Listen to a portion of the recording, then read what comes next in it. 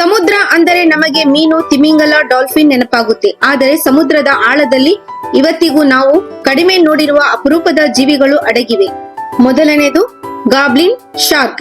ಇದನ್ನು ನೋಡಿದರೆ ಏಲಿಯನ್ ಅಂತಲೇ ಅನಿಸುತ್ತದೆ. ಅದರ ಹಲ್ಲುಗಳು ಹೊರಗೆ ಜಿಗಿದು ಬೇಟೆ ಆಡುತ್ತದೆ. ಎರಡನೇದು ಆಕ್ಸೋಲೋಟರ್.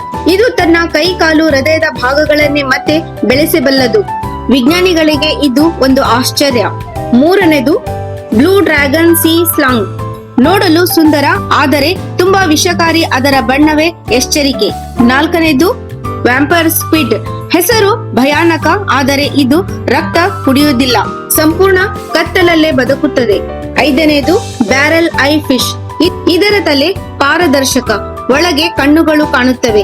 ಇಂತಹ ಜೀವಿಗಳು ನಮಗೆ ಒಂದು ಸಂಗತಿ ಹೇಳುತ್ತವೆ: ಸಮುದ್ರದ ಆಳದಲ್ಲಿ ಇವತ್ತಿಗೂ ಅನೇಕ ರಹಸ್ಯಗಳು ಜೀವಂತವಾಗಿವೆ.